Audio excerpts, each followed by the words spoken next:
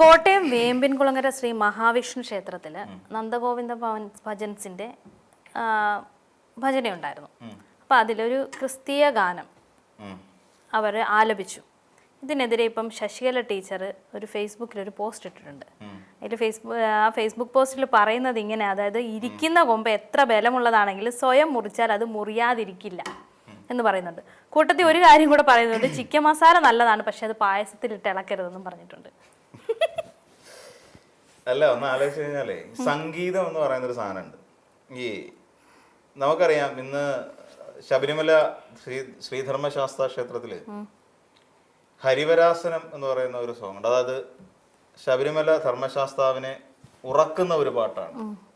നമുക്കെല്ലാവർക്കും വളരെ ഇഷ്ടപ്പെട്ട ഒരു പാട്ടാണ് ഹരിവരാസനം. ഇത് പാടിയതാരാ?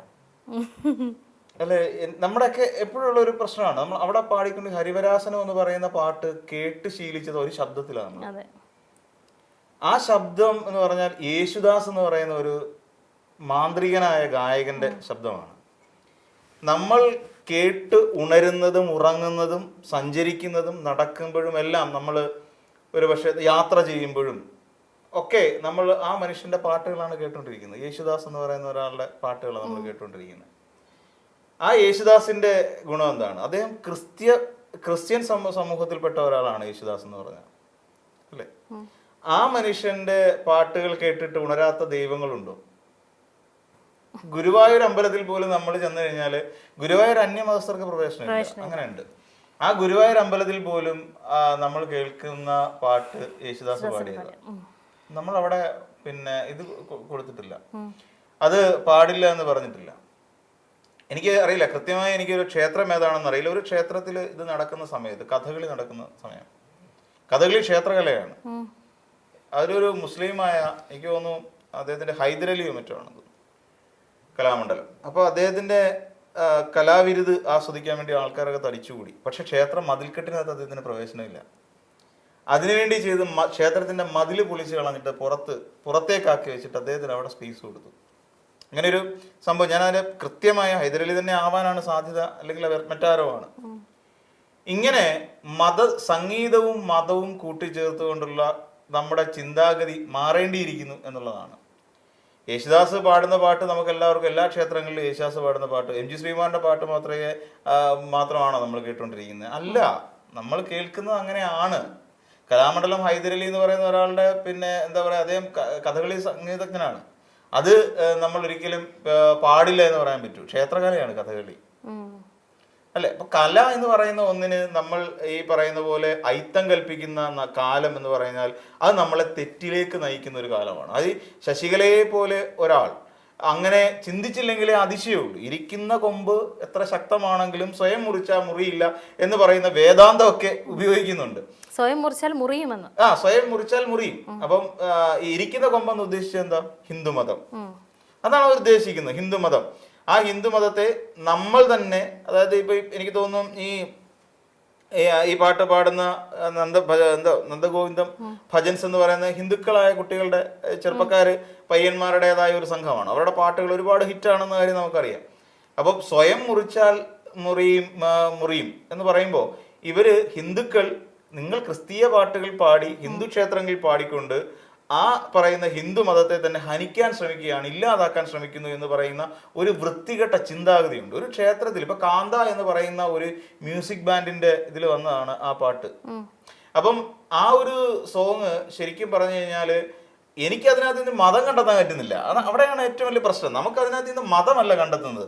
ആ പാട്ട് നമ്മൾ കേൾക്കുമ്പോൾ പിന്നെ നമ്മൾ കേൾക്കുന്നത് സംഗീതത്തെയാണ്, അല്ലെങ്കിൽ ആ പാട്ടിന്റെ ഒരു വരികളും അതിന്റെ ഒഴുക്കും അല്ലെങ്കിൽ അതിന്റെ വരികളുടെ ഒരു സുഖവും ഒക്കെയാണ്. പലപ്പോഴും നമ്മളെ നന്ദഗോവിന്ദം ഭജൻസ് പല പാട്ടുകളും പാടിയിട്ടുണ്ട്. അതെല്ലാം ഈ പറയുന്ന നമ്മൾ മതത്തിന്റെ പിൻബലത്തിൽ നിന്നിട്ടാണ് കേൾക്കുന്നത്. ഇപ്പൊ അവര് ഒരു പരിപാടി അവതരിപ്പിക്കുമ്പോൾ, ഇപ്പൊ ഏതെങ്കിലും ക്ഷേത്രത്തിൽ ഒരു പരിപാടി അവതരിപ്പിക്കുമ്പോൾ അത് കാണാനും കേൾക്കാനും വന്നിരിക്കുന്നത് ഹിന്ദുക്കൾ തന്നെ ആവണമെന്നില്ല. നമുക്ക് പല ക്ഷേത്രങ്ങൾ അറിയാം, നമ്മുടെ നാട്ടിൻ പുറത്ത് തന്നെയുള്ള പല ക്ഷേത്രങ്ങളും അറിയാം. എനിക്ക് തോന്നുന്നു ഓച്ചിറ എന്ന് പറയുന്ന സ്ഥലം, ഓച്ചിറ, അവിടെ 28-ാം ഓണം എന്ന് പറയുന്ന വളരെ വിശാലമായ ഒരു ഉത്സവമാണ്. എന്ന് വെച്ചാൽ കേരളത്തിലെ തന്നെ ഇത്രയും വലിയ കെട്ടുകുതിരകൾ, എടുപ്പ് കുതിരകൾ എന്ന് പറയും, കെട്ടുകാളകൾ, ഈ കെട്ടുകാളുകൾ വരുന്ന ഒരു ക്ഷേത്രം വേറെ ഉണ്ടോ എന്ന് എനിക്കറിയില്ല. അത്രത്തോളം തിങ്ങി നിറഞ്ഞ് നിബിഡമായി ഈ ജനങ്ങൾ എത്തിക്കൊണ്ട് എനിക്ക് തോന്നുന്നു മൊബൈൽ ഫോൺ വരെ നമുക്ക് അവിടെ ജാമായി പോകും, നെറ്റ്വർക്ക് വരെ ജാമായി പോകുന്ന ഒരു സാഹചര്യമുള്ള ഒരു വലിയ ക്ഷേത്രവും അതുമായി ബന്ധപ്പെട്ടാണ്. ഇതിന്റെ തൊട്ടടുത്ത് തന്നെ ഒരു മുസ്ലിം പള്ളിയുണ്ട്. അവിടെ തൊട്ടടുത്തൊരു മുസ്ലിം പള്ളിയുണ്ട്. ആ മുസ്ലിം പള്ളിയുടെ അടുത്തൂടെ ഈ എടുപ്പുകുതിര ഈ കാള ഇങ്ങനെ വരുന്ന ചില ദൃശ്യങ്ങളുണ്ട്. അവിടെയുള്ള അതിൽ ഏറ്റവും എനിക്ക് തോന്നുന്നു ലോകത്തിലേക്ക് വെച്ച് ഏറ്റവും മനോഹരമായ കാഴ്ചകളിലൊന്നതാണെന്ന് എനിക്ക് തോന്നുന്നത്. അവിടേക്ക് ആ ക്ഷേത്രത്തിന്റെ അങ്കണത്തിലേക്ക് കയറി വരുന്ന എല്ലാവരും ഈ പറയുന്ന ചന്ദനക്കുറി ഇട്ടുകൊണ്ട് വരുന്ന ഹിന്ദു മതക്കാർ മാത്രമല്ല, എല്ലാ മതക്കാരും ഒരുമിച്ച് ഒരേ സ്വരത്തിലാണ് അവിടേക്ക് എത്തുന്നത്. എനിക്ക് തോന്നുന്നു ആ സമയം രാവിലെ മുതൽ എനിക്കൊന്ന് രാത്രി വരെ ആ ഭാഗങ്ങളിൽ കറണ്ട് പോലും ഇല്ല. കാരണം ഈ വലിയ കാളകളാണ് പോകുന്നത്. അപ്പൊ അതുകൊണ്ട് കറണ്ട് പിന്നെ കൊടുക്കുക എന്നുള്ള പാടാ.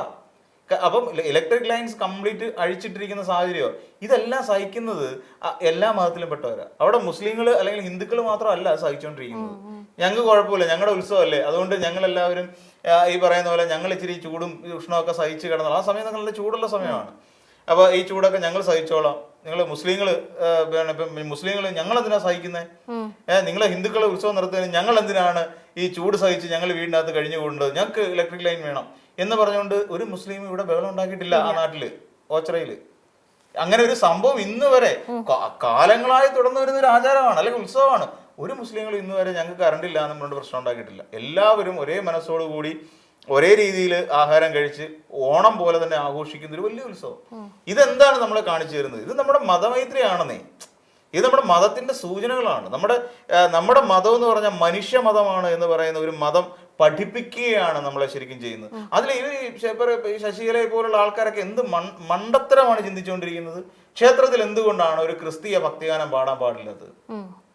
എന്തുകൊണ്ട് പാടാൻ പാടില്ല? ഇപ്പം വർഗീയത പറഞ്ഞിടക്കെ മേജർ രവിയൊക്കെ ഒരു സമയത്ത് പറഞ്ഞിരുന്നത് എന്താണെന്നറിയാം, ഇവർക്ക് നമ്മളിപ്പോ പോയാൽ മതി, ഓരോ സ്ഥലങ്ങളിലും 3 തരത്തിലുള്ള ആരാധന ഉണ്ടാവും. അതായത് ഹിന്ദുക്കൾക്കും 3 തരം എന്ന് പറഞ്ഞാൽ ഹിന്ദു, ക്രിസ്ത്യൻ, മുസ്ലിം, പാഴ്സി, ജൈനൻ, സിഖ് എന്നൊക്കെ പറയുന്നത് ഇവർക്കൊക്കെ വേണ്ടിയിട്ട് ഓരോ പിന്നെ സജ്ജീകരണങ്ങളുണ്ട് ഓരോ ബാരക്കിലും. ഇത് പിന്നെ മേജർ രവി തന്നെയാണ് പറയുന്നത്. അപ്പം ഇങ്ങനെയുള്ള ഒരു നാടാണ് നമ്മളുടേത്. ഒരു പിന്നെ നമ്മളൊന്ന് ആലോചിച്ച് നോക്കുള്ളൂ, ഒരു ക്ഷേത്രത്തിൽ വന്നിട്ട് നമ്മുടെയൊക്കെ ക്ഷേത്രത്തിൽ ഗാനമേള നടത്തുന്നുണ്ട്. ആ ഗാനമേളയ്ക്കകത്ത് നന്നായിട്ട് പാടാൻ അറിയാവുന്നവരുടെ കരുണാമയനെ കാവൽ വിളക്ക് എന്ന് പറഞ്ഞ ആ പാട്ട് പാടും. ഉടനെ നിർത്തിയിട്ട് പോടാ എന്ന് നമ്മളാരും പറയാറില്ല, നിർത്തിയിട്ട് പോടി എന്ന് നമ്മളാരും പറയാറില്ല. കാര്യം എന്താ? അതൊരു പാട്ടാണ്, അതവർക്ക് പാടാം. നമ്മളവിടെ ഇവിടെ പിന്നെ അവർ ചെയ്തുകൊണ്ടിരിക്കുന്നത് മതത്തെ പ്രചരിപ്പിക്കുകയല്ല. ഇനിയിപ്പോ ഒരു ക്രിസ്തീയ ദേവാലയത്തിൽ പോയിട്ട് ഹിന്ദു പാട്ട് പാടി ഞാൻ ചോദിച്ചോട്ടെ, ഇപ്പം ഏതെങ്കിലും ഒരു ക്രിസ്തീയ ദേവാലയത്തിലേക്ക് പോകുന്നു, മലയാളത്തിലെ ഏതെങ്കിലും അയ്യപ്പ ഭക്തിഗാനം പാടിയെന്നുണ്ടോ അവർ പ്രശ്നം ഉണ്ടാക്കുമെന്ന് എനിക്കറിയില്ല. അവിടെ പോയിട്ട് അയ്യപ്പ ഭക്തിഗാനം പാടാ, പ്രശ്നം എന്താ? തന്നെയല്ല ഈ പറയുന്ന പോലെ പിന്നെ നമ്മുടെ ഏതെങ്കിലും ഒരു കീർത്തനം എടുത്ത് പാടിയാൽ എന്താ? ദക്ഷിണാമൂർത്തി സ്വാമികളുടെ ആരുടെയെങ്കിലും ഒരു കീർത്തനം എടുത്ത് പാടിയാലോ, സ്വാതിരുന്നാൾ കീർത്തനം അവർ കച്ചേരി പോലെ പാടിയാലും അപ്പോഴും അവര് പ്രശ്നം ഉണ്ടാക്കും. എന്തിനേറെ എനിക്ക് തോന്നുന്നു ഏത് ക്ഷേത്രമാണ്? മമ്മിയൂര് ക്ഷേത്രത്തിൽ ഒരു പച്ച ഇത് വന്നു എന്ന് പറഞ്ഞിട്ട് അയ്യപ്പ വിളക്കിന് പച്ച നിറം വന്നു എന്ന് പറഞ്ഞിട്ട് എന്തെല്ലാം വിഷയം ഉണ്ടാക്കിയ ഒരു സ്ത്രീയാണ് ഈ. ശരിക്കും പറഞ്ഞ ശശികലയെ പോലുള്ള ഇത്തരം ആൾക്കാരെ കേരളത്തിന്റെ മണ്ണിൽ ഒരു കൈപ്പാട് അകലത്തിൽ നിർത്തണമെന്ന് എനിക്ക് പറയാനുള്ളൂ. കേരളത്തിൽ സാംസ്കാരികമായും സംഗീതത്തെക്കുറിച്ച് ചിന്തിക്കുന്നവരും അതോടൊപ്പം തന്നെ കേരളത്തിന്റെ തനതായ ഒരു സംസ്കാരം നമ്മൾ കൊണ്ടു നടക്കണമെന്ന് ആഗ്രഹിക്കുന്ന ഒരു വിഭാഗം ആളുകൾ നമ്മുടെ ഇവിടെയുണ്ട്. പക്ഷെ ഇതിനൊക്കെ പിന്തുണച്ചുകൊണ്ട് നമ്മൾ ഹിന്ദുക്കൾ എന്തിനാണ് ഇവരെയൊക്കെ പ്രോത്സാഹിപ്പിക്കുന്നത്? നമ്മൾ മണിക്കൂറുകളോളം കാത്തിരുന്നിട്ടുള്ള ഇവരുടെ പാട്ടുകൾ കേൾക്കുന്നത് വേണോ കേട്ടാൽ മതി എന്നാ നിങ്ങൾക്ക് ഈ പറയുന്ന പോലെ പാട്ട് പാടാനുള്ളതാണ്. അല്ല പാട്ടെന്ന് പറയുന്ന മതം പ്രചരിപ്പിക്കാൻ വേണ്ടിയിട്ടല്ല എന്ന് ശശികലയോട് ആരെങ്കിലും ഒന്ന് പറഞ്ഞു കൊടുക്കണം. ഒരു പാട്ട് പാടിക്കഴിഞ്ഞാൽ ഇപ്പൊ നമ്മളൊക്കെ പിന്നെ നമ്മുടെയൊക്കെ പ്ലേലിസ്റ്റ് നമ്മുടെ മൊബൈലിനകത്ത് അല്ലാതെയും ഒക്കെ ഉള്ള നമ്മുടെ പ്ലേലിസ്റ്റിനകത്ത് ഏതൊക്കെ പാട്ടുകളാണ് ഉള്ളത്? ഇല്ലേ, ഏതൊക്കെ പാട്ടുകളാണ് ഉള്ളത്? റസൂലെ നിൻകനിവാലെ എന്നും പറഞ്ഞിട്ടുള്ള പാട്ട് ഇവിടെ നമ്മൾ പാടുന്നുണ്ട്, നമ്മുടെ മൊബൈലിലുണ്ട് അതിന്റെ പ്ലേലിസ്റ്റ് എന്ന് പറഞ്ഞിട്ട് നമ്മൾ പിന്നെ ആ പാട്ട് മതസ്പർദ്ധ വരുത്തുന്നതാണ്. ഇവിടെ ആകാശവാണിയൊക്കെ ഓരോ പെരുന്നാൾ സമയത്ത് ആകാശവാണിയിലൂടെ പ്രക്ഷേപണം ചെയ്തുകൊണ്ടിരിക്കുന്ന പാട്ടുകളൊക്കെ ഏത് പാട്ടായിരിക്കും പെരുന്നാളിന്റെ ദിനത്തില്? അപ്പം ആകാശവാണി മതസ്പർദ്ധ അല്ലെങ്കിൽ മതം പ്രചരിപ്പിക്കാൻ ശ്രമിക്കുകയാണെന്ന് പറയേണ്ടി വരുമോ? ഇല്ലല്ലോ. അതെല്ലാം നമുക്ക് ആസ്വദിക്കാൻ വേണ്ടിയാണ്. ഇപ്പൊ ഒരാൾ ഞാനാണെങ്കിൽ പോലും റസൂലെ നിൻകനിവാലെ എന്ന് പറയുന്ന പാട്ട് കേട്ടാൽ ഞാനത് കേട്ടോണ്ടിരിക്കും. അത് എന്താണ്? ആ പാട്ടിന്റെ താളത്തിനും അതിന്റെ മ്യൂസിക്കിനും അത് പാടിയിരിക്കുന്ന വിശ്വാസമാണ്. ഇതെല്ലാം നമ്മൾ മനസ്സിലാക്കണം. അല്ലാതെ സംസ്ഥാനത്തിനകത്ത് നമ്മുടെ നാട്ടില് വിഭാഗീയത ഉണ്ടാക്കുന്ന തരത്തിൽ, നമ്മുടെ നാട്ടിലെ ജനങ്ങളെ തമ്മിലടിപ്പിക്കുന്ന തരത്തിൽ ഇത്തരം വിഷജന്തുക്കൾ, സത്യം പറയാലോ, എനിക്ക് ഇങ്ങനെയുള്ള കൂട്ടരെ നമ്മൾ കേരളത്തിലുള്ള ഒരു ഒന്നടങ്കം ഒഴിവാക്കി നിർത്തുകയാണ് വേണ്ടത്. ഇവരെയൊന്നും വളരാൻ അനുവദിച്ചുകൂടാ. സത്യം പറഞ്ഞാൽ എന്തിനാണ് നമ്മൾ മതം തന്നെ തിന്ന്, മതം തന്നെ പറഞ്ഞ്, മതം ഇങ്ങനെ വിഴുങ്ങി 24 മണിക്കൂറും മതം ശ്വസിച്ച് എന്തിനു ജീവിക്കണം? തൊട്ടടുത്തിരിക്കുന്ന എന്താ പറയുന്ന ഒരാളെ കാണാൻ, അടുത്ത് നിൽപ്പോ ഒരു അനുജനെ കാണാൻ അക്ഷികളില്ലാത്തവർ കരൂപിനീശ്വരൻ അദൃശ്യനാകിൽ അതിലെന്താ ആശ്ചര്യം എന്നാണ് കവി ചോദിക്കുന്നത്.